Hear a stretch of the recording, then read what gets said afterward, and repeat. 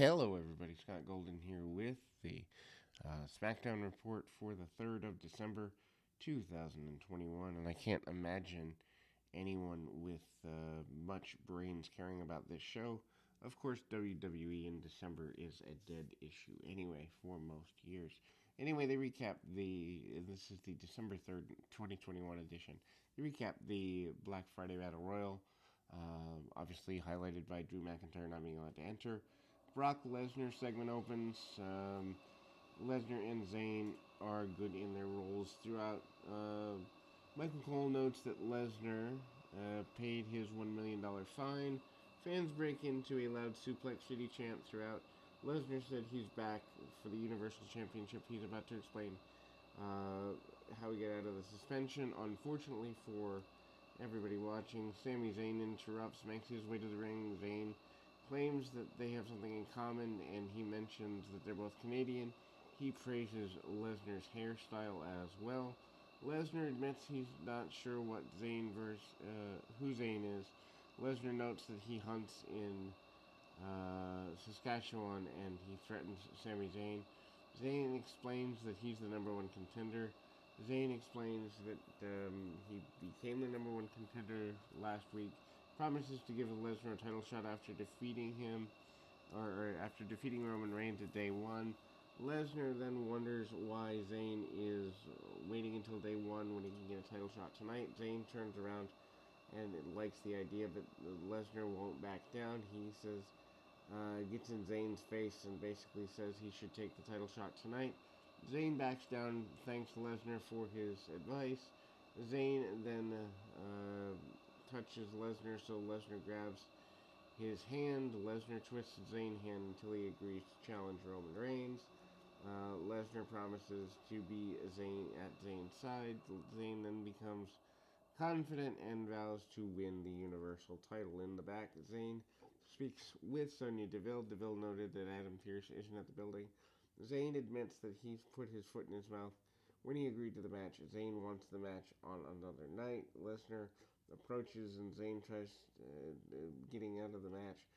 Deville then thinks Zayn against Reigns is a good idea. Lesnar adds, and he takes the winner at day one. Reigns against Zayn is official for later tonight. Sasha Banks defeating Shayna Basler, 8 minutes 56 seconds. They have a good enough match. They work hard, and they did try. They recapped Basler injuring Nia Jax, and even Marie.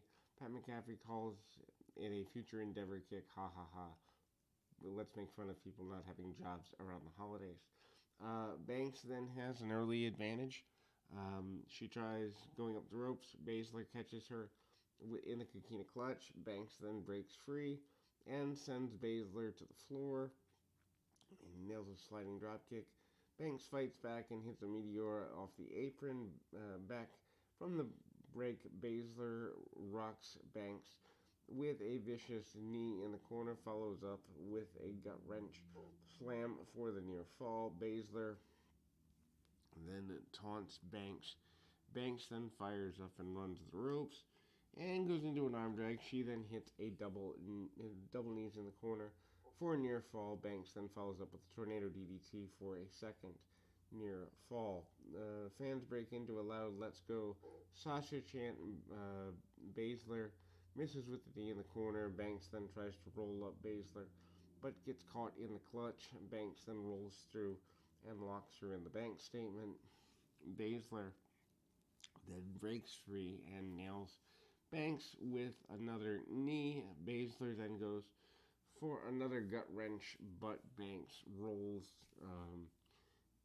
through, pins Basler for the win. Sonya Deville speaks to Adam Pearce on the phone. Pearce is worried about the main event and notes that he didn't lift Lesnar's suspension. Pearce then decides it's not a good idea to show up tonight. Drew McIntyre approaches and he's upset. He wasn't in the Battle Royal last week. Deville then notes that it's Pearce's decision. Deville is told to tell Pearce that Drew McIntyre is looking for him. Then we go to Happy Talk with Happy Corbin and Madcap Moss, hosting another edition of their horrible talk show.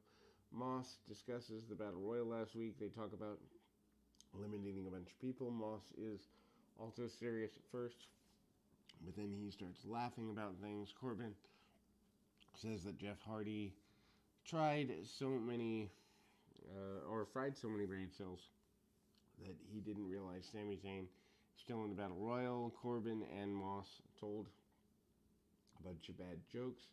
McIntyre comes out with Angela and points the sword at Corbin. Moss then jumps out of the ring to confront McIntyre. Hardy jumps in the ring and hits a twist of fate on Corbin. Moss then runs down to the ring, but Hardy hits a twist of fate on him as well. McIntyre runs in and hits Claymore kick on both heels. McIntyre and Hardy pose at the end of the segment. Michael Cole announces that Xia Lee debuts next week. They show another of the comics to debut her. Hopefully she lives up to the hype, but I'm not expecting that to happen. Los Lotharios defeat the Viking Raiders in 1 minute 36 seconds. Why even have them get dressed for this? They messed up the finish.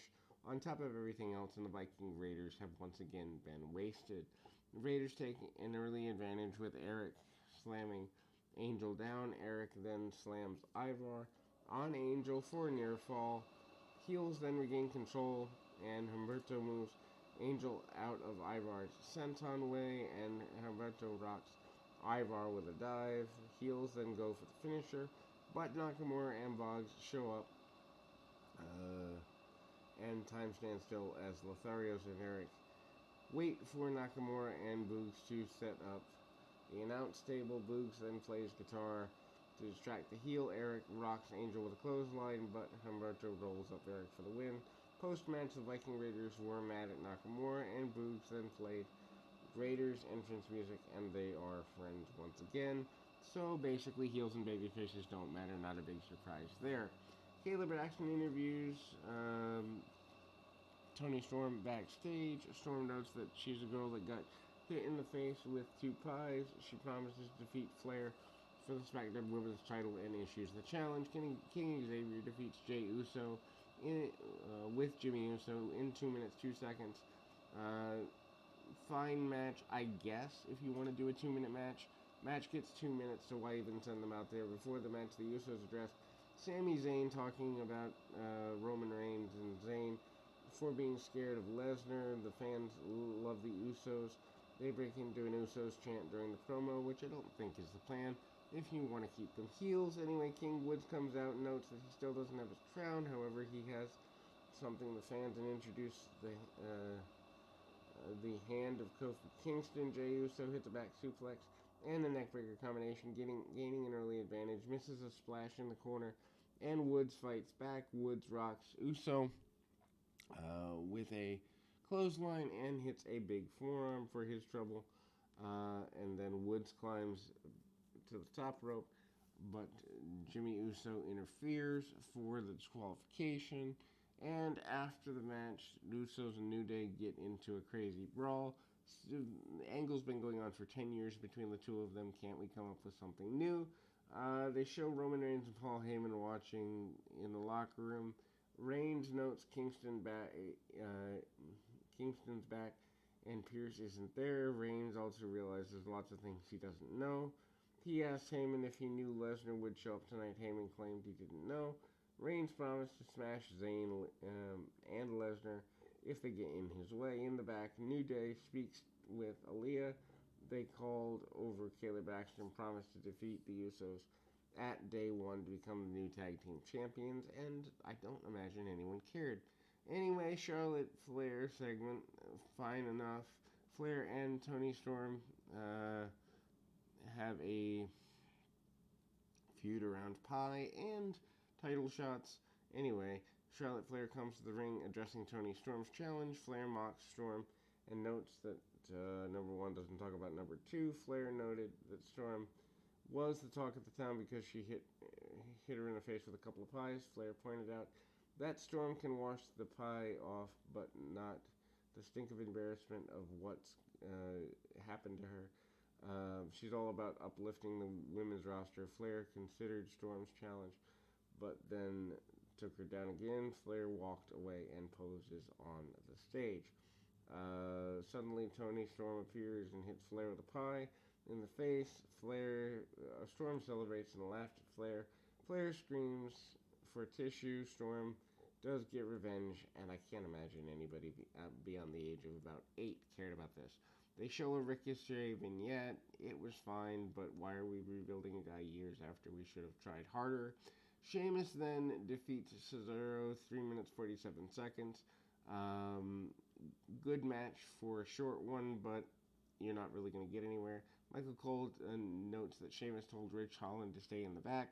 They show Holland watching backstage. Sheamus and Cesaro rock each other with uppercuts, and then they start the match. Sheamus takes over and slows down the pace with a chinlock. Chinlock in a 4-minute match. Why? Sheamus and Cesaro rock each other with the uppercuts at the start, as mentioned. And Sheamus goes over the top rope with a clothesline, followed up with a running uppercut against the barricade. Sheamus then rocks Cesaro with a knee and enters the ring. Sheamus regains control and beats down Cesaro. Mocking Cesaro and praised Holland, Cesaro yells that Sheamus was like his brother and rocks him with a clothesline. Sheamus then recovers and hits a brogue kick on Cesaro for the win. And then, let's see. Throughout the night, they show graphic for day 1, Reigns versus Lesnar, or Zayn, and fans pop for, obviously, Reigns versus Lesnar. Sami Zayn makes an entrance for the main event. In the back, Naomi approaches Sonya Deville in her office. Naomi couldn't enjoy the win last week because Deville's trying to kill her glow.